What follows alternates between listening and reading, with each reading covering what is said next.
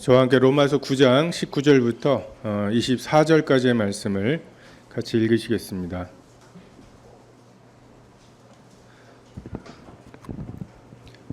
로마서 9장 19절에서 24절입니다.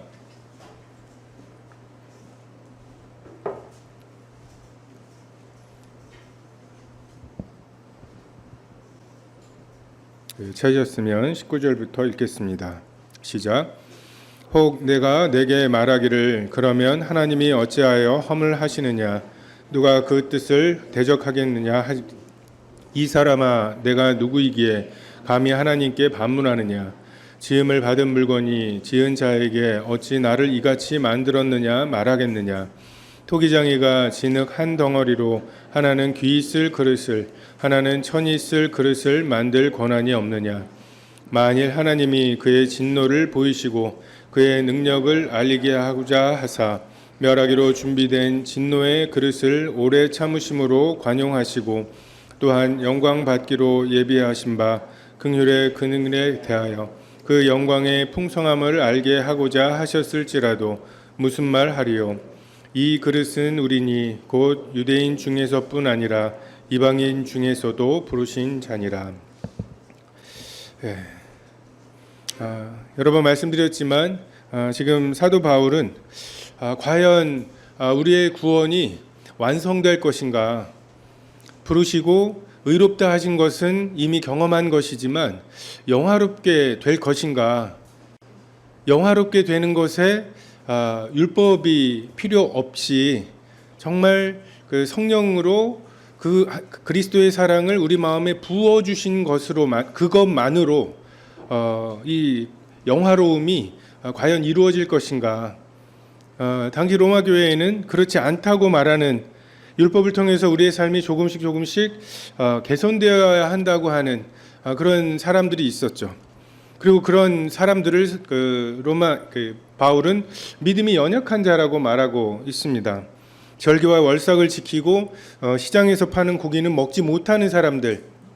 근데 오히려 이러한 사람들이 믿음이 연약해서 뭔가 도움을 받아야 되는 사람들이 이 율법을 빌미로 교회의 주도권을 갖게 되고 그래서 성도들은 교회에 와서 자기의 어떠함을, 연약함을, 자기의 실패를 이야기하기보다는 눈치를 보면서 잘 살고 있는 것, 센 것처럼 선하게 완성되어 가고 있는 것처럼 말하고 또 자기는 어느 경지에 도달했다고 하면서 율법의 행위를 자랑하고 그것으로 다른 사람을 판단하고 정죄하는 그렇게 되면 이방인과 유대인 사이에 반목이 있을 수밖에 없고 교회가 하나가 될 수 없는 이러한 문제들에 대해서 사도 바울이 이야기하고 있습니다.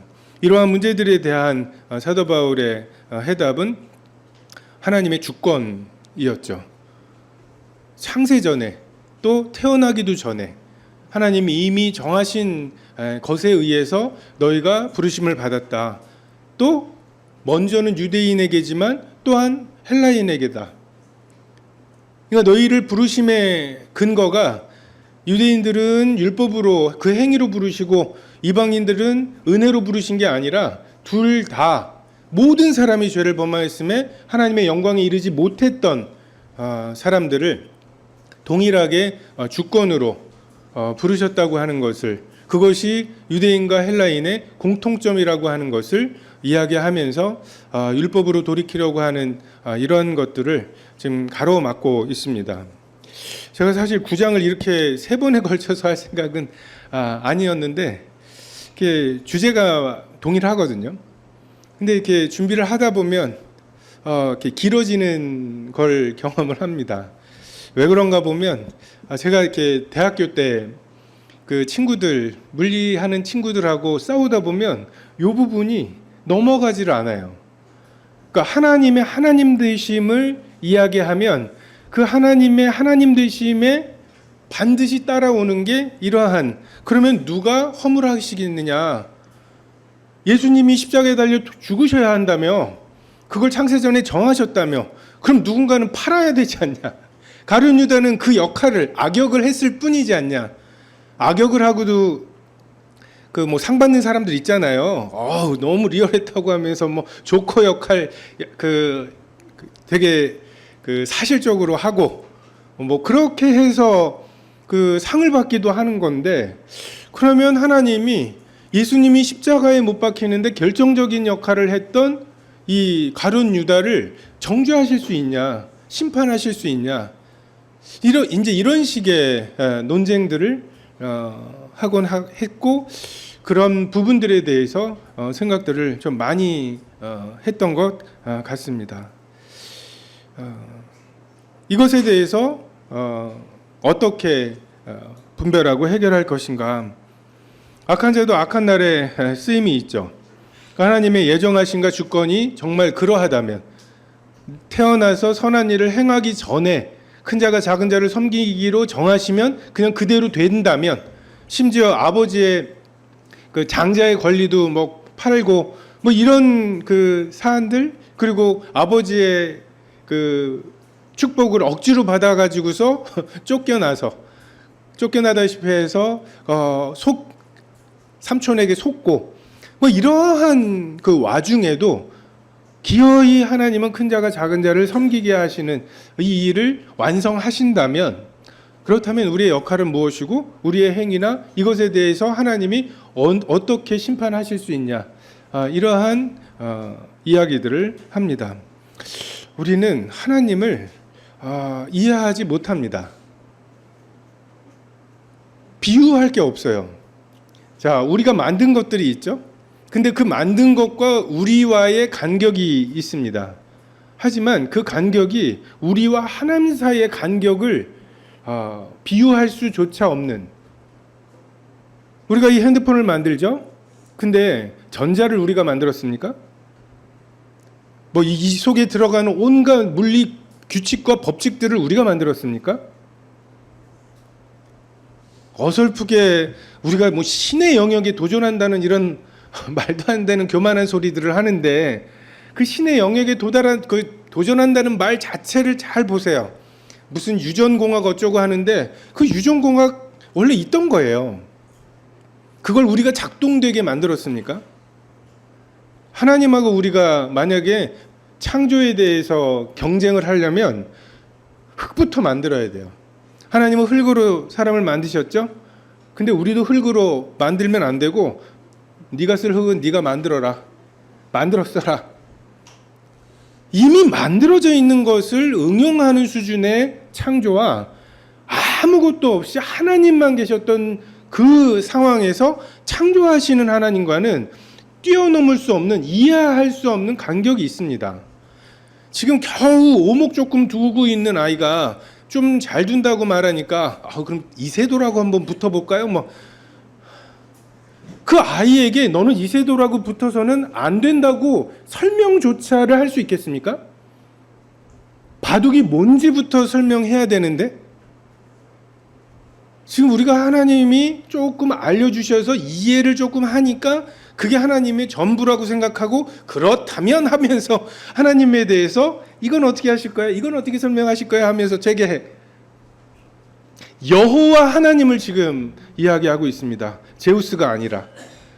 도덕적인 잘못도 있고, 그 마누라인 헤라에게 그렇게 쪼임을 당하고 헤라 무서워가지고 막 이러는, 그리고 막 전쟁을 하면은 이기네 지네 밀리다가 헤라클레스의 도움으로 약간 뭐 이러는 제우스에게는 이러한 논쟁이 없어요.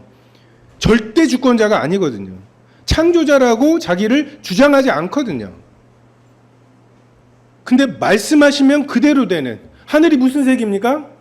파란색이죠? 하나님이 하늘이 무슨 색이냐고 하나님께 물었을 때 하나님이 빨간색이라고 말하면 하늘이 빨갛게 됩니다. 그런 분이에요. 우리가 지금 말씀하고 있는, 나누고 있는,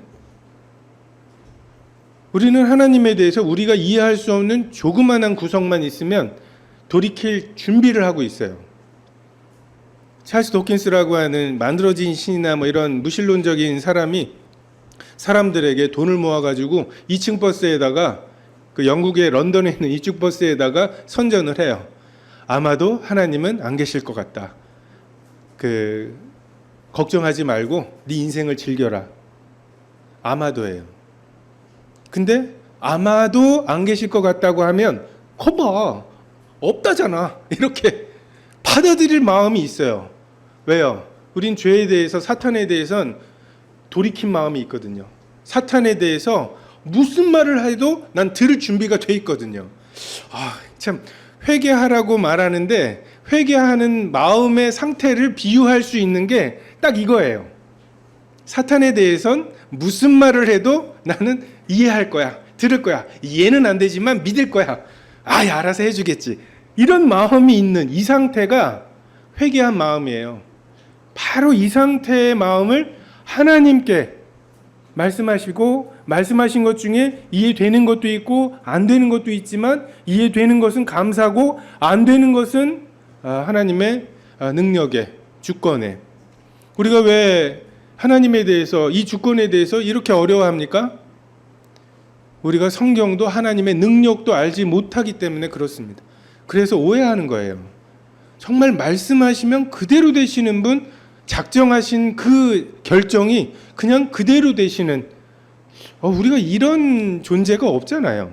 무엇에 이것을 비유하겠습니까? 회개하지 않은 마음, 하나님의 사랑과 선하심에 대한 확신이 없는 사람은 이러한 곳에 빠지게 됩니다. 주권과 하나님의 주권과 우리의 자유의지는 모순되는가? 에스더가 잠잠했더라도 유다는 다른 데로 말미암아서 그 구원을 받았겠죠. 여자의 후손에 대한 약속이 있었으니까. 하지만 에스더는 그의 결단을 해야만 했죠. 미래를 알지 못하게 하시고 어떻게 예정되어 있는지를 알지 못하게 하신 우리는 주어진 상황 속에서 자기의 자유로운 선택을 하게 됩니다. 가룟 유다가 내가 왜 이런 선택을 내가 무슨 짓을 한 거야 이러지 않았어요.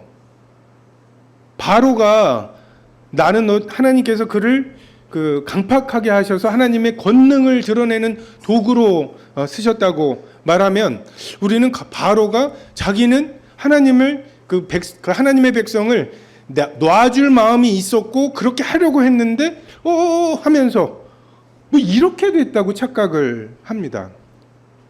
전에도 말씀드렸지만 우리는 우리의 자유의지가 무엇인지 아직 몰라요. 우리는 진정한 자유의지를 가지고 있는 피조물을 만들 능력이 없습니다. 우리를 대적하는 AI를 만들 수 있나요? 기껏해야 아주 랜덤하게 무작위로 선택하게 해서 얘가 왜 이때는 짜장을 선택하고 이때는 짬뽕을 선택할까? 그거를 우리가 알지 못하게 할 수는 있어요. 하지만 진정한 의미에서 자유의지를 갖고 있는 존재를 우리는 만들지 못합니다. 어쩌면 우리가 가지고 있는 이 자유의지는 하나님이 하나님의 형상대로 만드신 그 형상의 핵심입니다. 왜요? 이 자유의지가 없는 사랑의 관계는 아무 의미가 없기 때문에 그래요. 제가 이 핸드폰과 함께 누릴 수 있는 즐거움에는 한계가 있습니다. 왜요? 이 핸드폰과는 사랑을 나눌 수가 없어요. 이 핸드폰이 저에게 저항할 수 없기 때문에, 자기의 의지가 없기 때문에. 하나님은 그러한 우리를 만드셨습니다. 만약에 여러분이 뭔가 범죄를 저질러서 감옥에 갇혀 있으면 굉장히 괴로우시겠죠? 답답하시겠죠? 자유롭게 돌아다니고 싶으시겠죠? 만약에 여러분을 이 교회 건물에다 가둬두면 어떻겠습니까? 밖을 볼 수 있어요. 뭐 이렇게 옥상까지 해가지고 오르락내리락 할 수 있습니다. 조금 덜 하신가요? 만약에 여러분을 이 지구에다가 가둬두면 어떻겠습니까? 지금 여러분 지구에 갇혀 계신 거잖아요. 이 우주에서 보면 이 지구라고 하는 건 한 점이에요. 거기만 머물 수 있다고 하는 것은 하나의 제한이죠. 근데 우리는 이 제한에 대해서 이렇게 나오니까 좋은데 라고 생각하면서 지구에 갇혀 있는 것은 갇혀 있다고 생각하지 않는, 하나님께서 만약에 노아의 방주, 그 방주 안에 3층에 칸이 있었죠. 노아와 노아의 가족들이 정말 그 노아의 방주 안에서 무엇을 하든지 방주는 아라랏산까지 도달합니다. 하나님께서 나중에 노아와 노아의 가족들을 심판하실 때 아라랏산에 도달했는지의 여부를 심판하지 않으세요. 그건 하나님의 주권이니까요. 하나님이 그렇게 그들을 제한하셨고 가둬두셨으니까요. 반대로 그 방주에 타고 있다는 것만으로도 하나님의 그 배를 아라랏산까지 도달하게 하시려고 하는 그 작정하심 때문에 그들이 그 배가 아라랏산에 도달하는 것을 방해하거나 막을 수가 없습니다. 이게 하나님의 주권이에요. 다만 그 안에서 내가 맡겨진 일, 내가 몇 층에 내 위치가 있고 그 위치에서 내가 해야 할 일이 무엇인지 그것에 대해서 하나님이 심판하시는 거죠. 너 왜 달까지 안 가봤어? 이걸 논하시 않으신다고요. 물속에 들어가면 숨을 못 쉬는 존재로 만드셨기 때문에 왜 물속에 들어가서 이런 것을 우리에게 묻지 않으신다는 거죠. 에스더에게는 네가 해야 될 거는 이걸 막는 일이 아니라 왕이 너를 죽일 수 있음에도 불구하고 그 앞에 가라고, 그리고 그에게 이러이러한 일이 있다고 은혜를 구하라고 하는 거죠. 우리가 이 하나님의 주권과 우리의 자유의지 그리고 그것에 대한 하나님의 심판을 오해하게 될 때 굉장히 숙명론에 빠질 수가 있어요. 하나님이 예정하셨으면 될 놈 될 거고 믿을 사람 믿을 거고 나 같은 건 아닌 거고 막 하면서 끝없는 그냥 해리포터나 뭐 이런 소설 속의 주인공이 자기에게 있는 이 상황 속에서 어떻게 해야 될지를 고민하고 이게 소설이지 갑자기 해리포터가 잠깐만 내가 다음 대사를 뭐라고 하게 되어 있을까? 라고 생각하는 것은 굉장히 어리석은 일입니다. 이게 되게 엉뚱한 사람들만 하는 것 같아도 결혼할 때 누군지 정해달라고 하는 거 있죠? 이런 것도 있죠. 난 누구랑 결혼하게 돼 있을까? 뭐 이런 거. 나는 무슨 대학을 가게 돼 있을까? 이 숙명론적인 마음이에요. 제가 대학 갈 때 아버지가 하신 말씀, 대학은 성적에 맞게, 학과는 적성에 맞게. 그게 하나님의 인도하심입니다. 그리고 가서 세월을 아끼고 주어진 기회를 잘 활용하고 그리고 선택을 할 때 뭔가 우선순위에 있어서 내가 하나님을 잘 섬길 수 있는지 이런 것들을 그 우선순위를 따라서 선택하게 하시는 게 하나님의 그때 뭔가 말씀을 조명하셔서 야 이런 우선순위도 있어 너 요것도 고려해야 돼 이렇게 하시는 것이지 이름을 딱 폈는데 막 이름이 딱 떠오르고 이런 하나님이 정해놓으신 너는 누구랑 결혼하게 돼 있어 이거를 잘 분별을 해야지 잘 살고 우리가 이렇게 싸우는 거 보니까 내가 잘못 분별했나 봐. 그렇지 않습니다. 우리는 지음을 받은 물건입니다. 지은 이에게 어찌 나를 이같이 만들었냐고 항의를 하려면 지으신 분이 우리에게 입을 만들어 주셔야 돼요. 입을 만들어 주셔야 항의조차 할 수 있는 이게 하나님과 우리의 관계라는 거죠. 그리고 이 완전한 주권을 가지고 계신 분이 부르신 주권과 의롭다 하신 주권으로 우리를 영화롭게 하실 거다. 이걸 신뢰하라는 거예요. 우리는 율법의 섭리가 우리 가운데는 없다고 착각을 합니다. 여러분 지난 주간에 범죄하시고 뭔가 하나님과 껄끄러워지셨을 때 그 다음에 여러분의 반응이 무엇이었습니까? 하나님께 죄송하고 그리스도의 사랑이 우리를 다시 강권하고 그래도 나를 받아주실 거라고 하는 이것으로 돌이키셨습니까? 아니면 다시 그 짓을 안 할 계획을 세우셨습니까? 다시 그 짓을 안 하고 당당하게 하나님께 설 그런 계획으로 이 죄책감을 그러니까 이 더러운 마음 한마디로 하나님께 죄송한 마음보다는 내가 그것도 지키지 못하다니 하는 나 자신에 대한 실망감, 아직 율법에 대해서 죽지 않은, 율법이 자꾸만 넌 이건 할 정도로 선해 라고 말하는데 그치? 난 그 정도는 할 수 있겠지? 라고 반응하는 이런 속성들이 우리에게 여전히 있습니다. 근데 율법으로 돌이키지 마시고 그것으로 뿌듯함을 담보하려 하지 마시고 다시 한번 그 때를 따라 얻는 은혜를 얻기 위하여 은혜의 보좌로 나아가는 것으로 이 문제들을 해결할 필요가 있습니다. 저는 이 말씀의 핵심이 24절, 이 그릇은 우리니 곧 유대인 중에서뿐 아니라 이방인 중에서도 부르신 자니라. 너희들의 공통점이 그것이라고. 그 핵심은 하나님이 너희를 긍휼의 그릇으로, 그리고 이 이방인들을 긍휼의 그릇으로 부르셨다.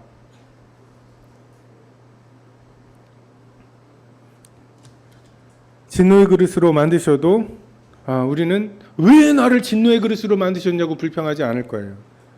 왜요? 진노의 그릇으로 만든 줄도 모를 테니까요. 내버려 두시는 거예요. 알렉산더 대왕이나 스티브 잡스처럼 너무너무 성공적인 삶을 살거나 아니면 20살에 감방에 들어가서 그의 인생을 그렇게 허비하거나 아니면 너무너무 평범하게 직장인으로서, 부모로서, 자녀로서 정상적인 삶을 살지만 조금도 죄에 대해서, 의에 대해서, 심판에 대한 책망도 없고 흑암과 공허와 이것을 느끼지도 못한 채 살아가는 거죠. 좁은 길로 가는 사람만이 내가 좁은 길을 제대로 가고 있는지를 고민합니다. 에서는 고민이 없어요. 하나님에 대해서. 야곱은 끊임없이 하나님을 찾을 수밖에 없죠. 라반의 집으로 가면서 그 광야에서 돌베개를 베고 잠을 자면서 하나님을 구할 수밖에 없는, 그리고 에서가 나를 쫓아온다고 하는, 마중이었는데 쫓아온다고 하는 얘기에 놀라서 참 그런 것들을 볼 때 로마서 1장에 나오는 것처럼 그냥 그 내버려 두시는 것, 강팍한 마음대로 내버려 두시는 것, 상실한 마음대로 더러운 욕심에, 부끄러운 욕심에, 더러운 정욕에 그냥 내버려 두시면 내가 이 죄를 계획했는데 해내고 말았다고 하는 성취감에 취해서 그냥 그의 인생을 살아가는 거예요. 내버려 두시면 아무 일도 안 일어납니다. 멸망당하는 날 노아의 때에 먹고 마시고 시집가고 장가가고 멸망이 임하기까지 깨닫지 못하는 삶, 이 삶이 내버려 두시는 삶입니다. 25절부터 29절에 보면 구약에도 내가 내 백성 아닌 자를 내 백성이라, 사랑하지 아니한 자를 사랑한 자라 부르리라고. 사도 바울도 아마 그랬을 거예요. 구약을 잘 보고 많이 알고 있었지만 이방인이 구원받는 것에 대해서 그 역시도 진짜 그럴 수 있나? 라고 하는 생각들을 했을 것입니다. 유대인들의 편견이 있죠. 율법을 지켜야만 하나님께 나아갈 자격이 있다고 하는, 그리고 그것은 구약 성경에 굉장히 탄탄한 지지를 받고 있다고 확신하고 있었습니다. 하지만 곳곳에 이런 호세아 말씀, 이사야 말씀을 통해서 하나님은 계속해서 끊임없이 이방인들이 구원을 받을 거라고, 내가 내 백성 아닌 자들 백성이라고 부를 거라고 하는 말씀을 하셨죠. 근데 눈이 감겨 있는 사람들이 그것을 보지 못해요. 예수님께서 성전에서 왜 그렇게 분노하셨습니까? 만민이 기도하는 집이어야 했어요. 그 이방인의 뜰이 이방인들로 가득 찼어야 하는 성전이었습니다. 근데 유대인들이 이방인들을 율법의 잣대로 너는 여기 들어올 수 없어. 너 순대 먹은 적 있지? 아니야. 아니야. 아니야. 그러고 나니까 이방인들은 항상 비어 있었죠.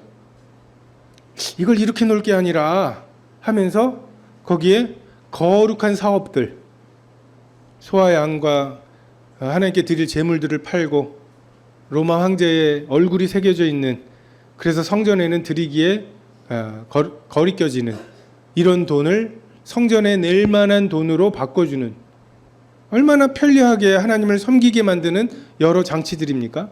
여러 일들입니까? 근데 예수님께서는 만민이 기도하는 집을 너희가 강도의 구려를 만들었다고 말씀하시죠. 가려져서 이방인은 지옥의 땔감이라고 생각하는 이런 그들의 우월감이 있었고, 이것은 사도들에게도 예외가 아니었죠. 온 천하에 다니며 만민에게 복음을 전하라고 하셨고, 예루살렘과 온 유대와 사마리아와 땅끝까지 이르러 내 증인이 된다고 말씀하시고, 누누이 그들에게 있어서 이방인에게까지 복음이 전해져야 된다고 말씀을 하셨지만 못 알아들었죠.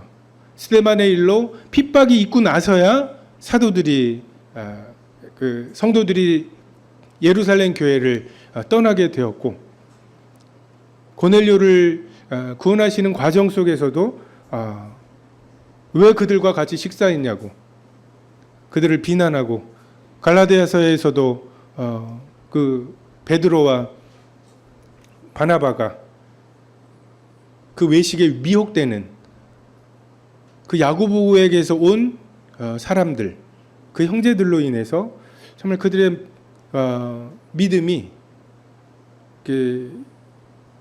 이방인에게도 복음이 전해진다고 하는 것이 날아가 버리는, 저는 이 말씀들이 사도 바울이 아라비아에서 이 3년 구원받은 후에 아라비아에 가서 지금 구약을 잘 지켜서 나는 지금 죄게 주님 하나님을 잘 섬긴다고 생각을 하고 스데반을 돌로 쳐 죽이는 일에 동참을 했었는데, 지금 부활하신 예수님을 계신 그대로 보았죠. 눈이 멀 정도로. 그러고 나서 그가 알고 있던 거, 그가 확신하고 있던 것들을 다시 돌이켜보면 그 뜬 눈으로 감았다가 그 장님이었다가 보게 된 사람의 눈으로 구약에 그가 알고 믿고 있던 것들을 다시 볼 때, 곳곳에 하나님께서 이방인들도 부르신다고 말씀하셨구나. 이미 이것들을 알 수 있게 되고, 이스라엘 자손 수가 비록 바다의 모래 같을지라도 남은 자만 구원을 받는다. 혈통으로 이스라엘이라고 하는 사람들이 그런 혈통으로 그 자격을 얻는 것이 아니라 남은 자만 구원을 받는다고. 주께서 우리에게 씨를 남겨두지 아니하셨더라면 우리가 소돔과 같이 되고 고모라 같이 되었으리라. 우리가 지금 소돔과 고모라 같이 멸망하지 않은 단 하나의 이유, 그것은 유대인이어서가 아니라, 율법을 지켰기 때문이 아니라 하나님이 너희들을 긍휼의 그릇으로 삼으셨던, 그리고 바로 그 긍휼의 그릇으로 삼으신 주권이 이 너희가 지금 정죄하고 판단하는 이 이방인들도 긍휼의 그릇으로 부르셨다. 30절에 그런즉 우리가 무슨 말하리요? 의를 따르지 아니한 이방인들은 의를 얻었으니 곧 믿음에서 난 의요.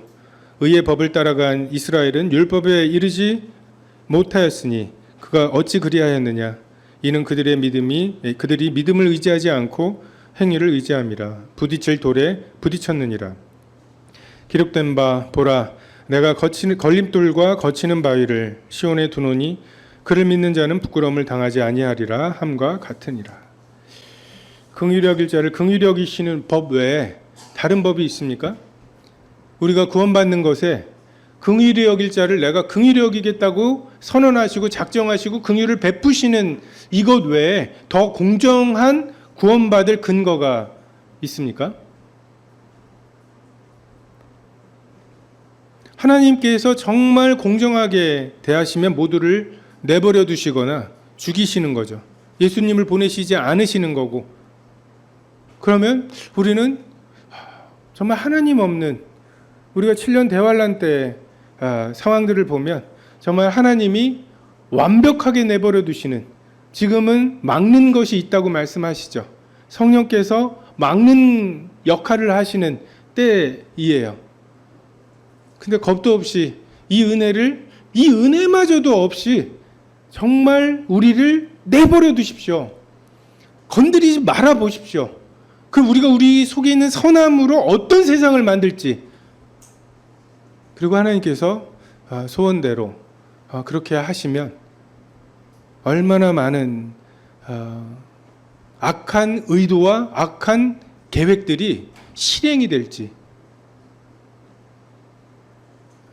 7년의 환란을 통해서 하나님이 증명하실 것입니다.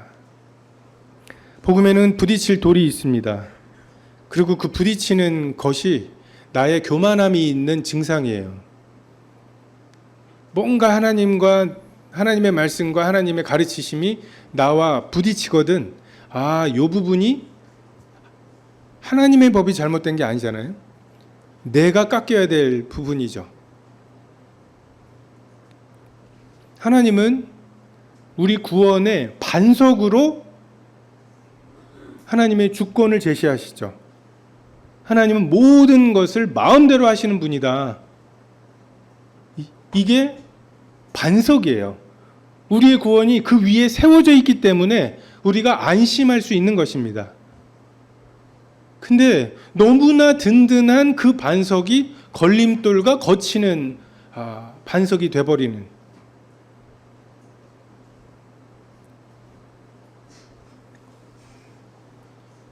하나님의 주권이라고 하는 이것이 걸림돌이 되는, 큰 자가 작은 자를 섬기리라 하신 그 말씀에 내가 하필 작은 자인 것, 내가 하필 긍휼의 그릇이라는 것, 이것을 우리가 붙들 따름이지, 하나님이 우리를 진노의 그릇으로 삼으셔서 내버려 두시면 우리 바로같이 강팍할 것입니다. 제가 물리하는 그 친구들하고 이렇게 얘기하다 보면은 논쟁의 끝이 없어요. 근데 헤어지고 나서 드는 생각, 내가 딱 저렇게 살았겠구나. 내가 딱 저 논리와 저걸로 되게 우쭐해하면서 하나님에 대해서 이건 외통이에요 하면서 뭔가 아무도 모르는, 하나님도 빠져나갈 수 없는 수를 둔 것처럼 뿌듯해하면서, 그게 이제 기껏 오목 배워가지고 있는 애가 알파고랑 붙을래요. 넌 안 돼. 왜요? 설명해 보세요. 납득시켜 보세요. 납득은 못 시키겠고, 근데 넌 어쨌든 안 돼. 납득 못 시키시죠? 라고 하면서 뭔가 자기가 그런 우쭐함이에요. 그러니까 보니까. 근데 저도 눈을 뜨지 못한 채로 있었다면 저는 나한테 복음 전해주는 노방전도하는 사람 되게 환영했을 것 같아요. 봐. 그렇지 않아도 심심했는데 하면서 그러면서 뭔가 했을 것 같아요. 너의 논리와 너의 그게 정말 그것에 갇혀 있는, 그게 거치는 돌이 되어 있는 거죠. 반면에 구원을 받은 우리, 그게 반석이에요. 행여라도 방주 안에 들어가게 될까봐 두려워하던 사람들에 비해서 홍수가 난다는 게 믿어지고, 그것을 피할 수 있는 유일한 길이 방주라고 하는 것을 아는 사람들에게는 방주로 들어가는 것은 헌신이 아니라 은혜입니다. 이 주권이 어떻게 들리십니까? 하나님이 내 인생을 하나님 마음대로 하신다는 것, 내가 내 마음대로 하는 것이 죄라는 것, 그 하나님께서 내 마음속에 들어오셔서 이래라 저래라 해주시고, 그래서 내 마음대로 살지 못하게 해주실 거라는 것, 나는 너무 두려워서 한 걸음도 가기 싫어하는 그 십자가의 길이 있는데 하나님께서 성령을 우리 속에 주셔서 그 십자가가 믿어지게 하셔서 그 십자가 길을 가게 하시고 고민하게 하시고 그 겟세마네의 결단을 하게 하셔서 십자가에 달리게 하시고 그를 십자가에서 완벽하게 죽으신 예수님을 죽은 자 가운데서 살리신 이의 영이 우리도 그렇게 해서 죽은 우리를 살리셔서 하나님 우편에 앉히셨던 것처럼 우리도 우편에 앉히신다고 하는 이 황당 무계한 이야기가 우리의 소망이 되는, 이게 여러분에게 반석이 되십니까? 아니면 듣기 싫은 거친 걸림돌이 되는 말씀이 되십니까? 복음에는 하나님의 의가 나타납니다. 이는 내 사랑하는 아들, 내 기뻐하는 자라고 하신 예수 그리스도에 대한 태도, 우리가 역시 사랑스럽고 그분이 기쁜가, 아니면 저렇게 살게 될까봐 돌이키는가, 이것으로 복음이 기준이 되어서 양과 염소가 나눠지는 것처럼 이 하나님의 주권, 이 주권에 대한 우리들의 태도에 따라서 믿는 자와 믿지 않는 자의 영원한 운명이 갈라지게 될 것입니다.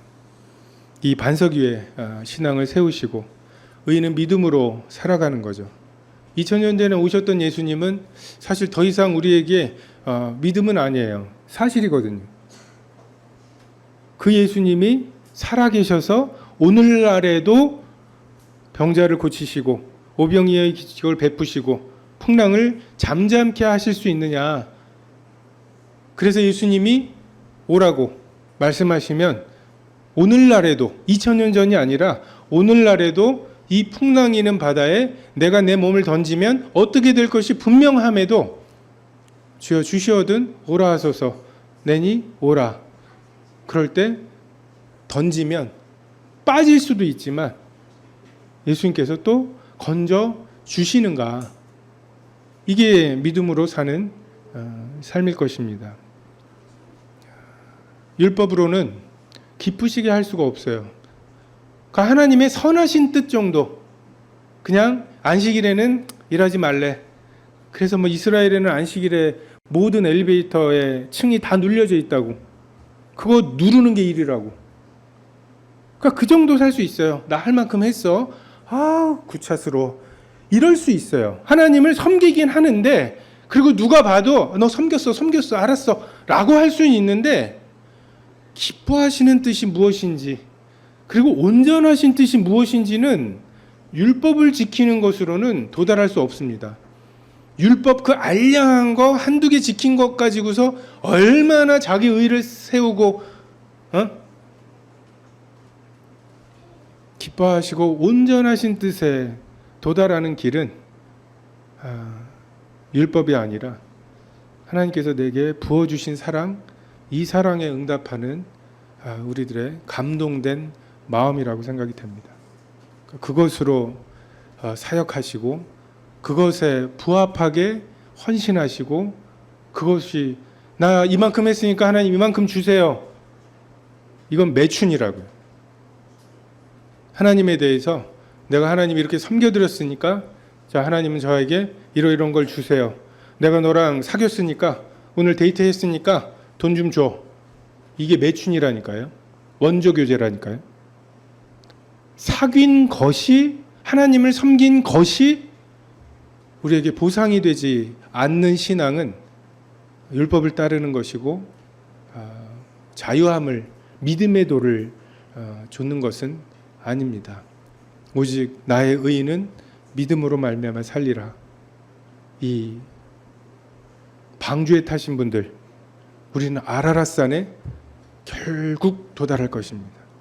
낙심하고 낭망하지 마시고, 다만 방주 안에서 하나님이 나를 두신 곳에서 시키신 일, 그것에 마땅히 생각할 그 일에 집중하시면 하나님께서 넉넉한 심판으로 심판해 주실 것입니다. 기도하겠습니다.